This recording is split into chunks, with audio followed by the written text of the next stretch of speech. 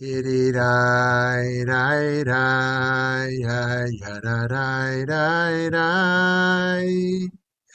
Hididai, dai, dai, dai, ya, na, nai, nai, nai.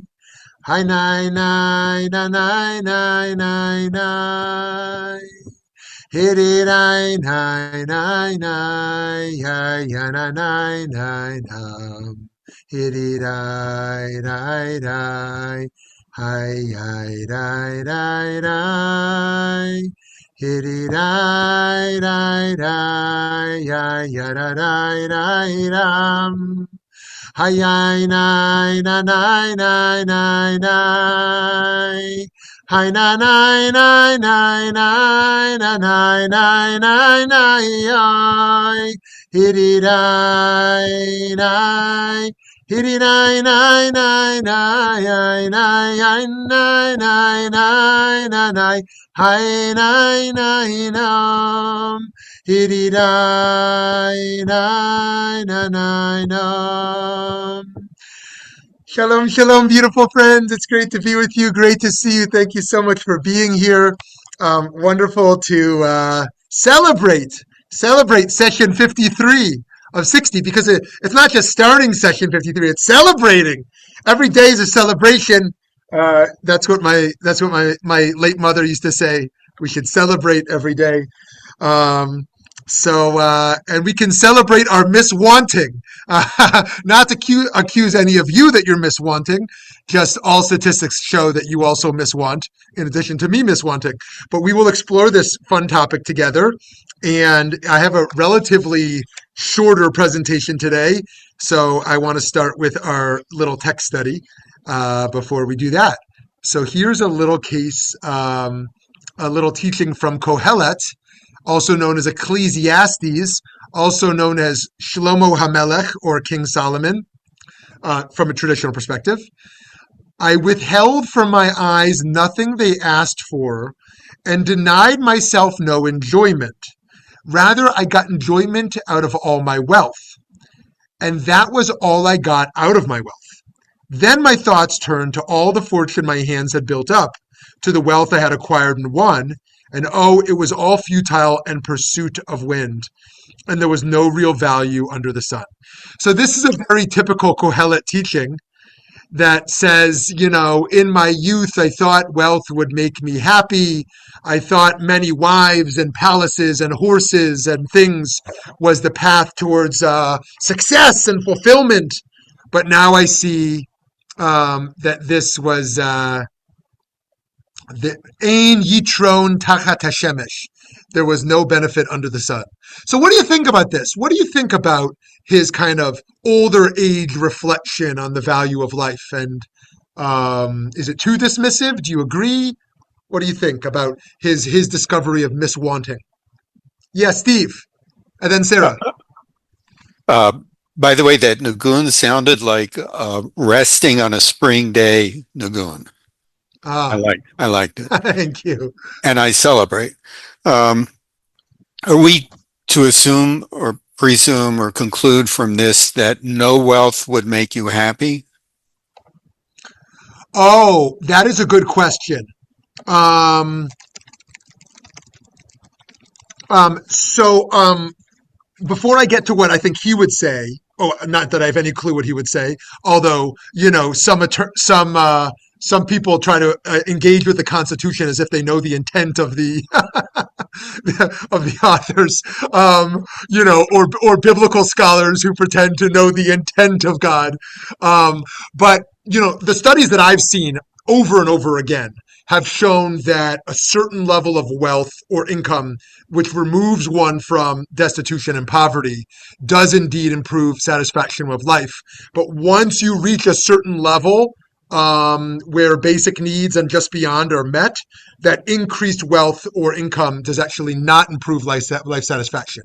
But back to Kohelet and his intentions, um, he does not denounce it as bad. Um, One might say, and he does not denounce it as that he's giving his wealth away. He's not a Bill Gates or a Warren Buffett saying, I'm going to give away, all of my wealth over the coming, decades. Bill Gates kind of just doubled down again on the billionaire's pledge. But he does seem to think that there's kind of a lower tier and a higher tier purpose of life. And yeah, he's not really willing to give up the palace, but he realizes now that the meaning of life is something far deeper than that, and that those pursuits were in vanity. So I wonder if there's a way to have our cake and eat it too, for those who are comfortable to maintain that comfort, but also not see that comfort as the pursuit of their life. What do you think, Steve? I wish I thought of that, and I appreciate your saying it. It sounds pretty good. I Thank you. Okay, Sarah, then Janie. Like Steve Shahakianu. And I also love the Nigun, and I think it would be splendid if you ever recorded all of them. It would give me such joy. I would buy multiple copies because it really calms my soul listening to you. And I think that goes to Kohelet. The initial piece is, if you look in terms of internal family systems, it's the indulger. And we are either indulged or simply want to indulge ourselves continuously and want to escape all of those constrictions put on our indulgences. But the second piece, in response to Steve, the wealth, we don't give up wealth, but we discover the wealth of our souls. And for me, that's what's spoken to in the second half of this quotation. Very nice. So to your first point, Sarah, I hope that what for all my lacking of musical talent and quality of voice, I make up for in soulful intent to connect with wordless melodies. So Absolutely. thank you for that. I've met many people with beautiful voices who you don't feel their soulful intent. So hopefully I can make up for it in that. And to your second point, yes, I think part of my question is, did he write this, right after the moment or the next day? For example, if you ever had a few too many glasses of wine and you're like, oh, I shouldn't have done that, or or like me, you eat a little too much at dinner and you're like, right after dinner, oh, I shouldn't have done that. But do you say it right before the next dinner, or do you only say it after you're totally full, right? So I wonder if the futility he's experiencing here is after a moment of satiation, or if it really is from a place of reflection post satiation. So, but yeah, I love your point about the soul there. Thank you. Okay, Janie, you, and then we'll move forward. To me, this was saying that the wealth in itself, like the palaces, the horses, whatever, that has no value. It's what you do with it that has the value. So that leads me to my second perspective, and that is, at what point do you say, I don't need to even pursue anymore what I want to do for others, I can do with what I have? So does that mean I stop at 10,000 or I stop at 10 million? That's an individual question, but in terms of the wealth itself, it has no value. It's what you do with it. Yeah, that's it. It's a great reminder. I'm always it's such a basic truth, but one of the things I'm always so struck by standing at cemeteries and seeing a casket lowered into the earth is just this sense that you don't take a single penny there. Right. Not a single penny. The rich and the poor and everybody in between makes no difference once we're lowered into that earth. And it's such a powerful reminder. Nothing wrong with financial security or comfort or wealth, but when that becomes the aim, and I have so many friends and colleagues who really don't even see the question. They're not even in the category of, oh, I know I shouldn't make my life about wealth, but it's so hard, right? They're in the category of, they don't even see the problem. They really think it is about that. They really think at that life stage that that will make them happy. So, all right. So, friends, to move forward, we have a technical difficulty with our poll. So I'm going to post it in the chat. But what I don't know is how we will share our ideas, because I like to keep them anonymous, just because they are of a more personal nature. So maybe you could just make a mental note. Which of the following do I think would most increase my happiness over the next year? You could just write a letter in your brain as to your answer. The great year of 2026. What do you think would most increase your happiness this year? Having more money than I do now, achieving a major goal, more free time, less pressure and stress, stronger relationships, friends, family, feeling understood, improving myself, confidence, skills, mental health. F, I don't think my happiness is going to change much. There's nothing I can really do about that. So if you want to, truth from our empirical study, 11% say having more money than they do now would make them happier. 11% say achieving a major goal. 11% say more free time, less pressure and stress. 67% say stronger relationships. Nobody said improving themselves, and nobody said they don't think they can be happier. Okay, very interesting. So friends, here we go. As humans, we often mistake what we desire with what will make us happy. We pursue achievements and possessions that we imagine will bring us happiness and find that they do not at times. We misjudge the feelings that will come with certain experiences or acquisitions, overvaluing external things and undervaluing relationships. In short, we get what we want and find that maybe it was not what we wanted after all. Psychologists have created a term for our incorrect assumptions about what will make us happy called miswanting. The term miswanting was coined by psychology for professors and researchers Daniel Gilbert and Timothy Wilson. They describe it as the experience of feeling disappointed by the very things we think we want. Quote, people routinely mispredict how much pleasure or displeasure future events will bring, and as a result, sometimes work to bring about events that do not maximize their happiness. Right? I think a great example would be like marrying someone for their external beauty. Right? I mean, who could possibly think that what's going to make us most happy in a marriage is going to be the external beauty of a person? I certainly remember thinking that when I was like 20 something, that was going to be a major factor. We all must make decisions based on what we anticipate will yield desirable results. This is, by the way, if my wife is watching this, which I'm sure she's not, because why would she waste her time?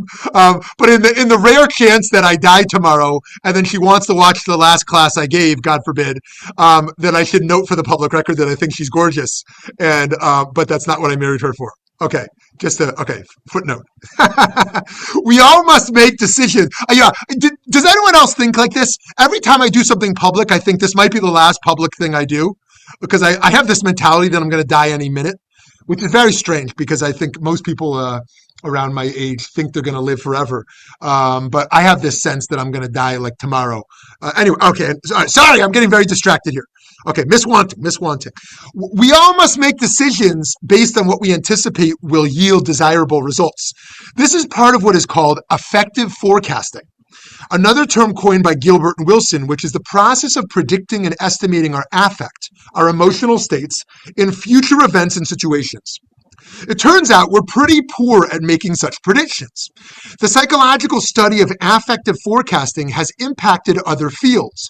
For example, humans tend to underestimate our ability to adapt to life-changing events, which has caused discussion among legal theorists on whether we should re-examine how we approach damage compensation in tort law.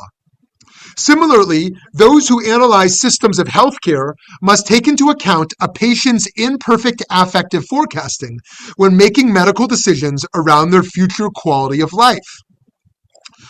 When we make incorrect predictions about what will bring us happiness specifically, as we so often do, we can be said to have miswanted.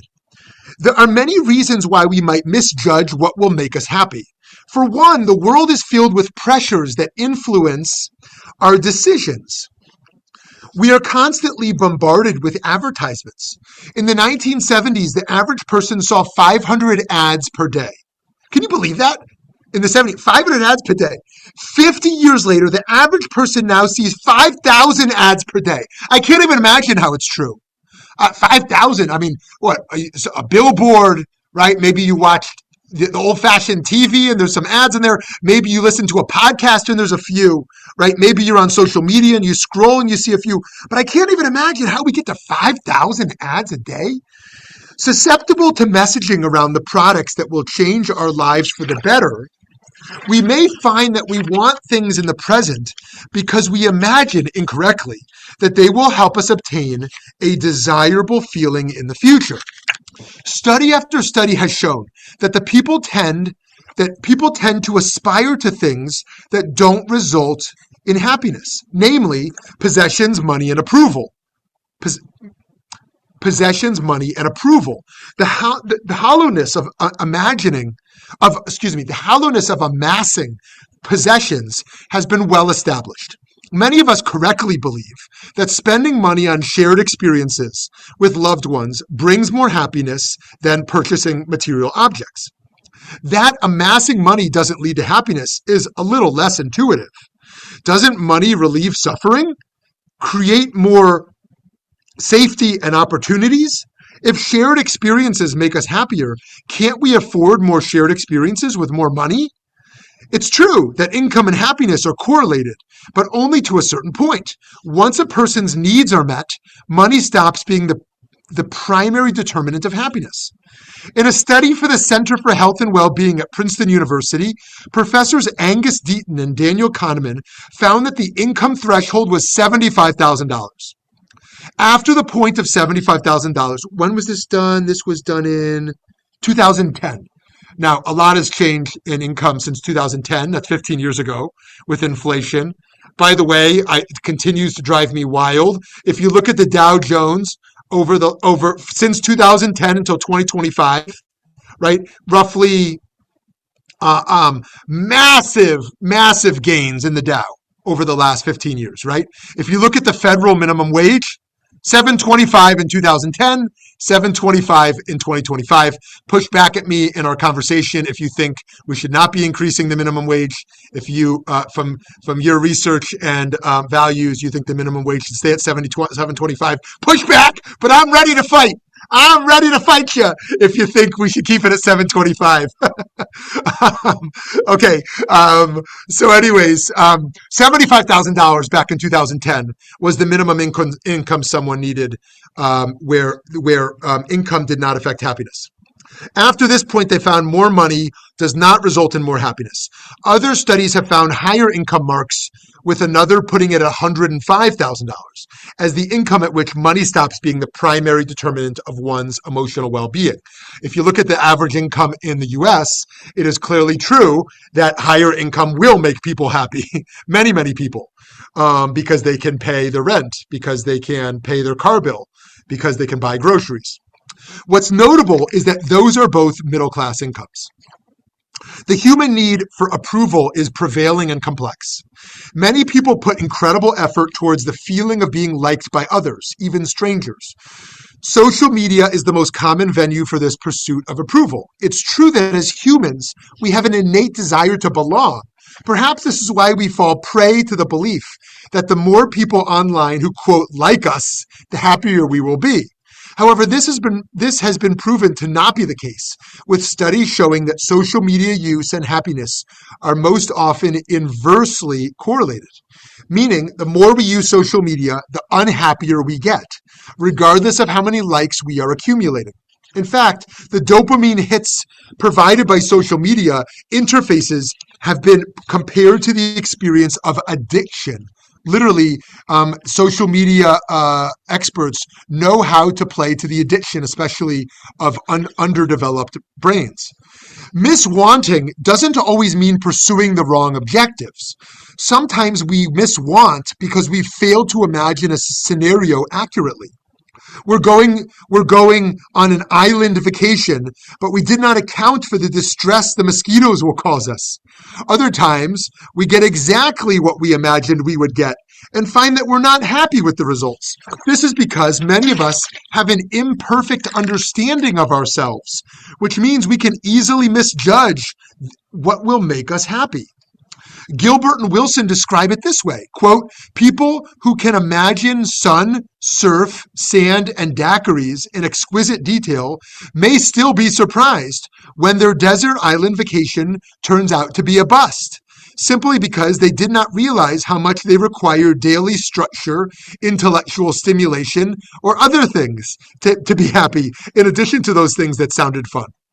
In this scenario, a person who actually needs a fair amount of routine and structure in their life would be listless and miserable if they had nothing to do but sit on the beach all day. It is not hard to see how theories of miswanting overlap with dialectical behavioral theory, DBT, as understanding ourselves and our emotions is at the heart of each. DBT tells us that we have an emotional mind driven by moods and urges, and a reasonable mind beholden to logic. To make healthy decisions, we should act from a headspace that incorporates elements of both the emotional mind and the reasonable mind. Practitioners of DBT call this state, quote, wise mind. I suspect that making decisions from the wise mind also results in fewer instances of miswanting. Counteracting miswanting often comes down to mindfulness and self-knowledge. In general, we are less likely to make faulty predictions about our happiness when we practice techniques and approaches that reduce our impulsivity and improve our self-awareness. Such techniques might include emotional regulation, cognitive reframing, and introspection. By better understanding our values, goals, and needs, we can mitigate the influence of external pressures on our innermost desires. Identifying when we are experiencing miswanting is a deeply personal endeavor. This isn't something we can do on anyone's behalf, but our own. On an ethical level, it's frankly offensive to tell another person, here's what you really want, right? We can't tell someone what they want. Instead, we can help people we care about find their own blind spots and decide for themselves if they're pursuing something that is not in their self-interest. If someone is an alcoholic, for example, they think they want alcohol. We cannot make them want to stop drinking. We can help them see in a gentle way that perhaps what they really want is connection. In our closest relationships, the goal should be to create a space where others can engage in their own self-discovery, not to make assumptions for them about what they want. Of course, as parents, we want to limit our children's choices to safe options or experiences, but nonetheless, it is the choices that matter. Do you like this instrument? Do you like this sport? Do you want to try theater? By connecting to the desires that emerge from identity, a young person will grow into an adult who can make informed decisions about what pursuits will bring them happiness. Jewish texts and traditions have much to show us about the complicated nature of our desires. The Hebrew word for desire is ta'ava, or in yeshivish, taiva, ta'ava, or taiva.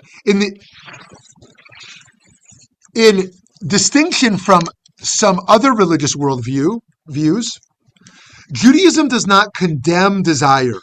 The word ta'ava itself can either have a positive or negative association in the Torah, depending on the context. The Brown Driver Briggs the BDB Dictionary of Biblical Hebrew notes instances where ta'ava has good moral valence, as well as ones where the moral valence of the word is bad. For example, in Psalm 10, we read that Hashem has heard the desire of the humble, ta'avat anavim. In this context, desire is something heeded by God, a deep and sincere desire of the heart. It is positive. However, elsewhere in the same psalm, we see the same word used in a very negative sense, conveying the covetousness, lust of the wicked. It would seem that ta'ava can lead to sincere happiness or to miswanting, depending on the place that it emerges from. Contrast this with a Buddhist approach that takes a different approach to desire, right? But here in the classical Jewish approach, it is neither inherently good nor bad, or something to embrace or distance ourselves from. One might argue that the very origin of miswanting is the fruit in the Garden of Eden, where Eve finds she desires to eat of the one tree that God forbids, the tree of knowledge of good and evil. The wording used to describe Eve's desire for the fruit is once again ta'ava. Regarding the tree, we are told ta'ava hu le'enayim.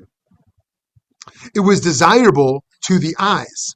The desire towards the forbidden, be it adultery or stealing or idolatry, emerges right there in the garden. Adam and Eve know the fruit is not good for them. God has told them that if they eat it, they will die. Not immediately, as Ramban clarifies, but they will become mortal and die eventually. Because they have not learned to refine and control their ta'ava, Adam and Eve eat of the forbidden fruit, and the rest, as they say, is history. In another classical biblical example of miswanting, the word ta'ava can be found in reference to the Israelites' longing for Egypt when wandering in the desert. The situation is ironic. Moshe has led us out of bondage, yet all we can do is complain. Quote, and the mixed multitude that was among them felt a lusting, a ta'ava, and the children of Israel wept on their part and said, would that we have all the flesh to eat. The Rambam notes that there is an emphatic doubling here. Hit lahavu ta'ava, literally lusted a lust. And so, in this passage in Numbers, the Israelites go on to bemoan the loss of the delicacies they ate in Egypt. Fish, cucumbers, melons, leeks, onions, garlic. They believe they were happy if they returned to Egypt, and not shy. They're not shy about expressing this. Such complaints are displeasing to God and to Moshe alike. It would appear the Israelites are experiencing miswanting. Obviously, returning to Egypt would not result in happiness. No amount of cucumbers will compensate for being enslaved and oppressed. But in the moment of bodily desire, they seem to truly believe that returning to Egypt after narrowly escaping with their lives is what they want. Now, a different but related example, during my visits to Ukraine, I often heard from elderly Jews in Ukraine that they wish to return to communist Soviet Union, right? Because they like their new social and political freedoms, but they also liked their daily dishing out of resources in a way that was provided less. So it's very easy in quote unquote free America. Are we a free America? In quote unquote free America, that the social and political freedoms are ideal, but I don't know how real these studies are, but many people in China claim to be happy not to have political freedoms, but have certain economic freedoms they have. So it's, from our Western imperialist mentality, of course, we tend to want, communism to fall, oftentimes for very good reasons. The Vietnam War might not be the best of the reasons. Oh, no, again, I'm getting too distracted. Pull me back. Despite the problems associated with unrestrained desire, Judaism does not condemn desire outright. Rather, our tradition considers it something to be wisely channeled. Hence the famous utterance of Ben Zoma in Pirkei Avot, who is mighty? One who subdues his evil inclination. Who is rich? One who rejoices in their lot. Note here that there's not a condemnation of being rich. Rather, the focus is on shifting of that desire from wealth accumulation into gratitude for whatever one has. The phrase Yetzer Hara, evil inclination, as uttered by Ben Zoma, is also deserving of our attention. Yetzer Hara is the Hebrew for evil inclination. It refers to our worldly desires, our temptations, and sensual passions. It's associated with adultery, idolatry, and other forbidden acts. But despite its name, the evil inclination is not seen as purely a bad thing. In commentary on Genesis, the rabbis tell us that, behold, it was very good, refers both to the good inclination and the evil inclination. Both are good. Paradoxically, how can the evil inclination be good? The answer is practical. Were it not for the evil inclination, a person would never build a house, would never marry, would never beget children, and would never engage in commerce. Here we see Yetzer Hara, like all desire, is necessary for life to continue because it makes us ambitious and energetic. It is not something to be eliminated, but rather to be channeled, controlled, and mitigated. Elsewhere in the Talmud, we are told that when our sages locked up the evil inclination for 3 days, the chickens ceased to lay eggs. Now, I'm sure most used car salesmen are, when they're selling a car, they're mostly thinking, I want the new car driver to be so happy. I want them to be so fulfilled in this car. They're not thinking about the profit, the commission they're going to get from the sales deal. They're thinking about the happy. When someone is selling gas, they're thinking, I want the person to use this gas to actualize their travel potential. They're not thinking about the profit motive. I'm sure when most people are engaged in a sexual interaction, they're thinking purely about the love of the other person and never about their own pleasure. But the rabbis didn't think this way. The rabbis thought, you know what? Most people in a sexual encounter are thinking about a little bit about themselves. Most people in business are thinking a little bit about their own profit. Most people are thinking a little bit about their own gain when they are engaging with other people. And they said, that's good. That's good, right? Those in evolutionary psychology will say sexual pleasure is there so that people will want to reproduce. Right?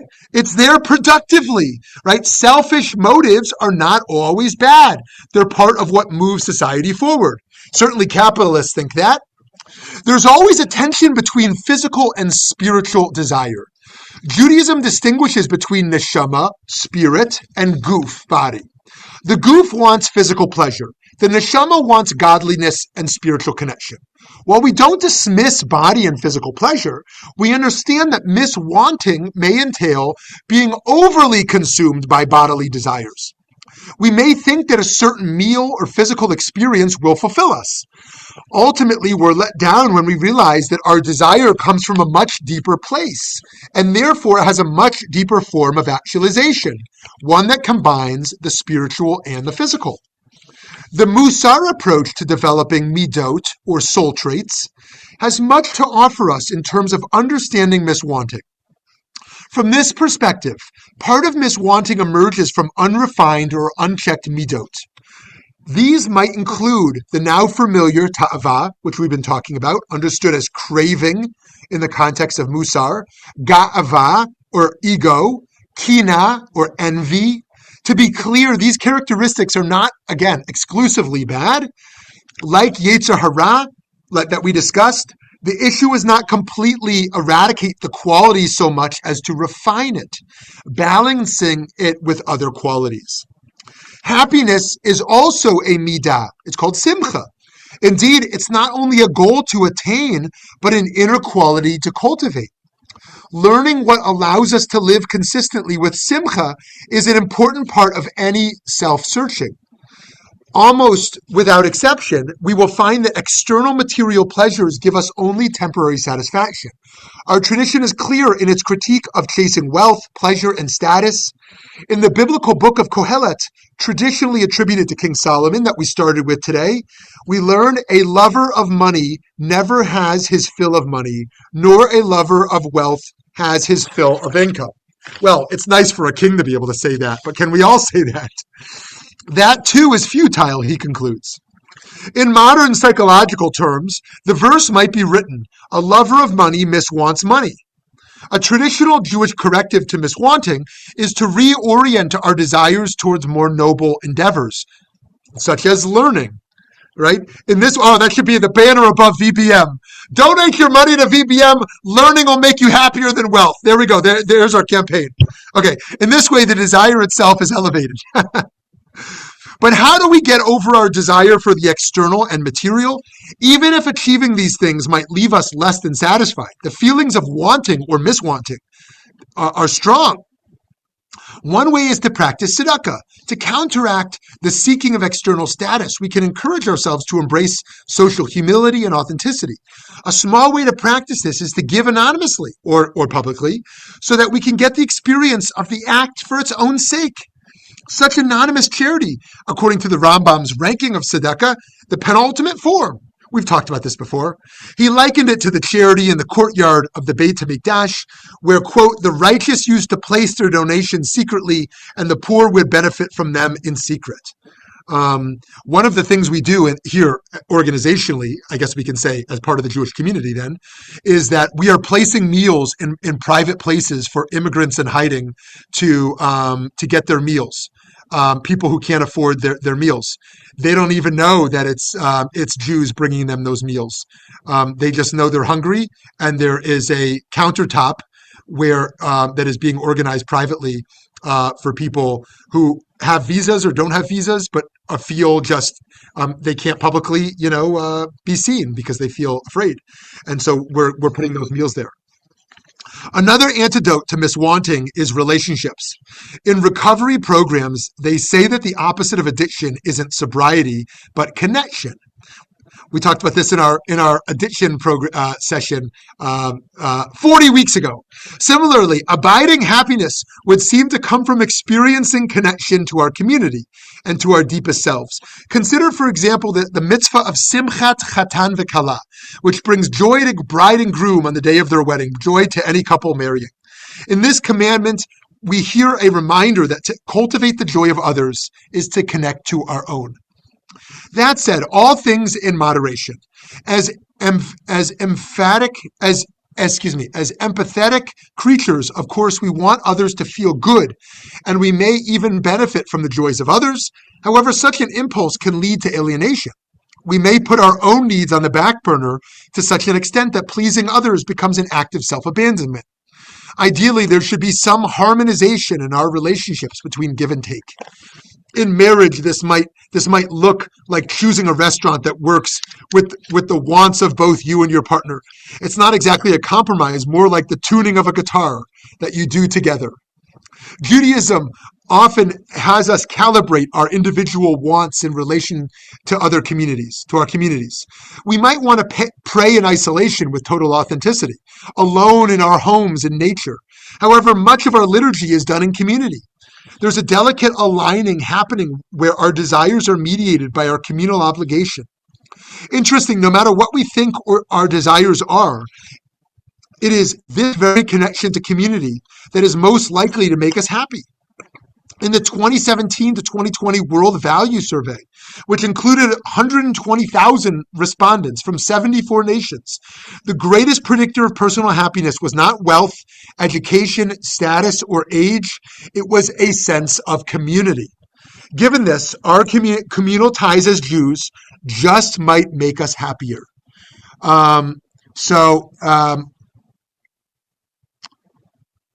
Curious from this study, you see here, this study didn't include Israel. Anti-Semites. Just kidding. I don't know why it didn't. But we see here this value. But actually, Israel, interesting enough, with all of its challenges, tends to rank very high on the happiness scale. And psychologists are always trying to figure that out. It might be that just a falafel a day does the trick. Who knew? So far, we've seen two categories of correctives to miswanting. Okay, to move towards a conclusion here. The first is personal authenticity and mindfulness, learning what we want on a deeper level, who we are, and what we need. The other is social wanting, aligning our desires with those of others we're in relationship with. A third that's often argued religiously is a connection to the divine, a sense that life is far beyond what we can see right here. Pirkei Avot teaches us to align our will with divine will. Make God's will like your own will. Very complicated. So that God will make the divine will like your will. The word here being used for will is ratzon. The idea is that it's actually a profound blessing to merge our will with that of what we would imagine to be a divine ideal will. Maybe we feel we can guess what that would be. Maybe it's living with compassion, or living prayerfully, or living spiritually. I believe what's being imagined here is not the total loss of our own will or desire, but rather cultivating in ourselves the most noble desires, in this way escaping the trap of miswanting. As humans, we seldom understand ourselves perfectly. We are susceptible to all different kinds of messaging be it from a snake in the garden or a pop-up ad on the computer. However, when we commit to knowing ourselves deeply, connecting to our communities, and making space for God or for the voice of others we love, we are far more less likely to pursue ends that will leave us unsatisfied and wanting more. Okay, dear friends, I would love to hear from you about wanting and miswanting. It was very clear to me. So I was, in the beginning, you were talking about miswanting, and my response was miswanting is based on egocentrism because it's making yourself happy, whether it's wealth or relationships or whatever. And the affective forecasting, as you defined it, is influencing our emotional state. So the purpose, the consequence, everything about wanting something is based on egocentrism. And I think maybe at the end you became a little bit more with not things that are outside of us, but things that are within us. So instead of looking at happiness coming from other things, it's happiness within ourselves, what makes us really happy. And that is what we do to others or we do for others. That's where the happiness comes from. You cannot get happiness from things that you are physical things or temporal things that you are bringing to yourself. And, the 4 pillars of happiness in Buddhism, they're all having to do with interactions with the world, with other people, loving kindness, compassion, empathy, those things. And when you were talking about making contributions, whether it's tzedakah or whatever, tzedakah, if it's anonymous, that's the basis for true happiness, because your happiness is not coming from recognition or acknowledgement. It's coming from yourself having done something for somebody else to help Okay, somebody else. amazing. Janie, this is so great. And I have 4 things to say in response. Sometimes I say nothing and sometimes I got too many. And, first, I want to share a radical Jewish source on this topic. And I'm going to do it, I'm not going to do it justice in the interest of time. But here's what it says over there. It says when we buy a product that we know was produced through exploitation, it's an act of idolatry. And I think it's building off what you said. Why is it an act of idolatry? Because it says that what we said was my desire matters more than all my values, right? I've decided that eating or buying this thing, that the desire to have that thing matters more to me than all the suffering it caused. Now, that's a pretty radical text to call that idolatry, because idolatry in this sense might be making the finite infinite or making the temporal eternal and worshiping our desire, that egocentric worldview. So that's the first thing I want to say. And I think it's really profound what you shared. The second thing is what you said about tzedakah. There's this old debate that we all had in college, which I'm sure you remember. Oh, nothing can be altruistic, because if you feel good when you do something altruistic, then clearly you did it for yourself, right? But if we go back to Aristotle famously said that that feeling good when you do good is part of a virtuous person. Something would be wrong if you felt bad when you did good, right? So actually feeling happy when you serve others is actually part of being a person of virtue. So I think that's a really important point you made as well. Okay, last 2 things. One is that I think one of the hardest things for my late mother when she was undergoing many chemo treatments and the like was when she couldn't be a mentor to other women going through cancer, which she loved to do. And whenever she could get back to taking those phone calls with women who just were starting their first cancer treatments, I felt a glow in her. She felt of value. She felt of service. And this is part of a project we're doing now at VBM, where we are trying to engage seniors who are not typically involved in service. And we're actually we give them surveys to say, do you feel better about your life after you did this act of service? And I don't know if they're just trying to make us feel good, but they always say yes. Um, and so the idea there was primarily to improve quality of life of seniors who are more isolated, but secondarily that they're also producing something in their active service of value. So I think this is so fundamental to our humanity, to be of service to people, and when we fulfill that, I agree, it really touches on something very deep. So thank you, Janie. Okay, over to Lauren. Just firstly, I just want to mention that you brought up Kohelet. You started with Kohelet, and what was so interesting is that at the very end, with all the different ways of looking at it, Kohelet decides that really what brings you happiness is walking in the way of Hashem. So, yeah, I just wanted to mention that. That was very interesting. And also, your mom sounds great, and it really, helping each other is what's important. I just want to say, like, I was really thinking back, and what makes us miswant, I think, is, at least when I was growing up, with societal expectations, right? You have to have a profession. You had to get married at a certain age. You had to have 2 kids, have a house, and, that was happiness. And it wasn't necessarily, but there was tremendous social pressure. I don't know if it's the same.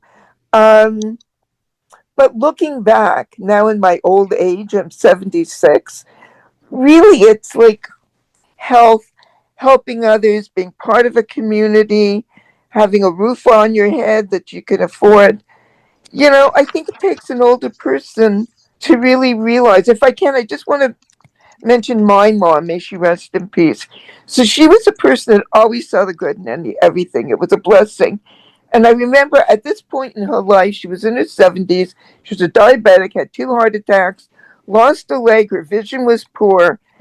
And she says to me, I'm so happy I'm a healthy person. I go, Ma, you think you're a healthy person? She says, yeah, I don't have cancer. So, I mean, that's the way to look at life. Thanks. Thank you. So around this social expectations, maybe you love David Brooks, maybe you don't love David Brooks, maybe you've never heard of David Brooks, but he wrote this piece in New York Times a few weeks ago, which I'm going to post in the chat if you didn't see it, around marriage, love, and loneliness. And he compares trends among liberal Americans and conservative Americans. And he's showing how liberal Americans, especially younger liberal Americans, are placing relationships and marriage in particular very, very low on their priority list of what they want for their lives. And he's seeing that recently in America, some 50 years ago, over half of Americans 50 years ago at age 30 were married and were homeowners. Now, the average Americans at age 30, it's below 15% who are married and homeowners. So there's major shifts economically and in terms of relationships. And I think that a lot of these social expectations around career and community and marriage are shifting rapidly. And I think politically we have to understand this, because how politicians are going to speak to the needs of young Americans is totally different about what people want. If it's more about self-actualization, less about community, less about family, right? If it's, various factors. Anyways, whether you like his conclusions there or not, and how he understands the political dynamics, the article itself is worth the 5-minute read just to get some of the stats out of it that shows some of those trends. Okay, let's go to David and then Ken. And then I think Matthew. Hi, all. Yeah, I mean, I'm kind of a Buju. I, believe that love your neighbor as yourself. Well, first you have to love yourself. And, everything you said about reaching happiness through knowing yourself well, being kind to yourself, all those things are really important for happiness, I think. But something that you just said shook me up, because Judaism is revolutionary. And the idea that my desire is more important than others' suffering shakes me up. I mean, I'm not I'm not a vegetarian because I mean it's so hard. My desire maybe is pushing aside, the poor animals. I watch TV and I see all of the terrible things. Yes, I go to some of the protests, but how do you find that balance between self-love, which I believe in, will bring me happiness, but love for the other, which Judaism is crying out to me, this is really important. Yeah, So, yeah, I love that, David. I love the humility of that question because if we could all just say what David said, that like, I want to do more, I don't know how to do more. How do I balance all the things I want personally with all the things I want to contribute to the world? Wow, would the world be a better place? And I'm sure we all struggle with that, knowing the people in this room. And my own small reflection on this is we should gently allow ourselves to fail in lots of areas and then pick a few areas to excel, right? That is to say, there's just too many issues, there's just too many causes, there's just too many people to care about, and we cannot change the whole world, as Piaget teaches. It's not on us to do it all, right? But then find a few areas that really resonate for us and do our best and really rock out at it because if we're talking about wars and genocides and suffering and abuse and poverty and environmentalism and animals and orphans and go on and on and on. We can just virtue signal and try to tell the world that we're doing it all and lie. I know people who try to do that, demonstrate that they're actually everywhere on everything all the time, right? Politicians are masters at trying to pretend they care about everything, right? And sometimes they actually convince people of that, right? But for most of us, we need to simply show humility on a whole bunch of stuff that we're just not going to do well on it and even fail. And then find a few areas to just do really well and a few where we're not going to do really well, but do something, And I think they're getting the moral clarity, not on what's the most important stuff, but what's the most important stuff to me, right? If everyone chose some of the most important moral causes to them and pursued them, that would be great. And what I hope people stop doing is saying, where is everyone on this cause? Where's everyone on my cause? Right? Everybody's not going to join our one cause. There's too many, right? And so we can just do our thing as best as we can and hope that other people will find theirs as well. So it's not a great answer. It's not a great answer, but I hope we can be gentle with ourselves because, to be sure, there's people who don't care about any causes, and I hope they're not gentle with themselves. I hope they actually get shook up a little bit to care about something, right? But for those of us who lose sleep at night because we feel the burning of the world, I hope we can be gentle with ourselves.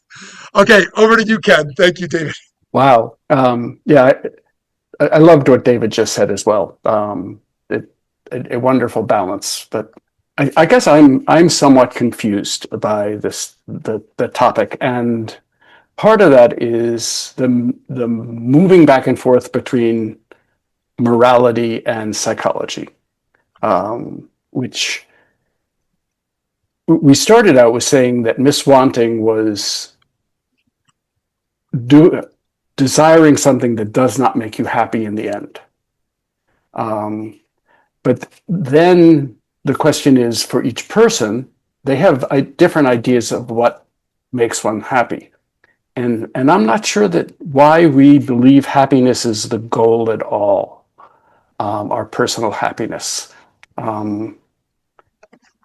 Because we can believe that we're happy. I mean, I looked at that chart of countries that you put up. And now Germany had a number that was twice as high or more than twice as high as the next country, was like 6,900 or something. And the other countries that were like 3,000 that were slightly behind them were Denmark and Netherlands and China and Russia. Now there was something about that mixture of countries that made me believe that whatever these people were measuring was odd. Because if the people in China and Russia are, 3 times as happy as the people in Sweden, one kind of wonders what kind of meaning happiness has, if that's what if those are the things that make people happy. which is the same as the story of the Israelites in Sinai, who wanted to go back to slavery. So it's a funny question. I mean, having been trained as an economist, and in which we say that capitalism is the best form of organization because it's the thing that makes people the happiest, when happiness depends on those 5,000 advertisements you see every day, and which convince you that if you just buy the right cigarette, that'll make you happy. And it does, perhaps. Perhaps you've convinced yourself that actually is what makes you happy, which may or may not have anything to do with the morality we were talking about for much of the session here, which, if you follow that morality, which I think most of us do, we strive to do those things that we believe are making the world better. But, what we believe makes the world better may make somebody else feel the world is worse. We think of, look at the difference between a working class person who does feel the need to have the goods in order to survive, and the environmentalist who says our capitalistic society and our desire to produce more is destroying the environment. Those are two, what I would say, both moral positions, but are in conflict. And trying to figure out the way to reconcile them, which has been part of Democratic Party politics for decades now, and is part of why working class people don't vote Democratic anymore, because by and large, we've gone to the environmentalist side as Democrats, is something we don't necessarily have enough balance, which goes back to, I think, David's point. Yes, thank you, Ken, for those insights. And just to conclude on a point you kind of started on, I do think happiness is a low bar for the pursuit of life. It feels like we've set our bar too low if we tell our kids the goal of life is to be happy, to make the world more just, to make the world more compassionate, right? To be a part of communities that hold each other in our good times and our suffering. So I think that really resonates for me, and all of your points. And as always, I appreciate you all so much. I'm sorry to cut off the conversation there. I know there's more folks who have lots of beautiful things to share. Our topic next week is ethnocentrism, the psychology of ethnocentrism. Did you know we were going there? Very excited to do that with you all. So have a beautiful day, and hope to see you soon. And I hope you're really happy today. And whether you want the good things or you don't want good things, I hope that makes you happy too. See you soon.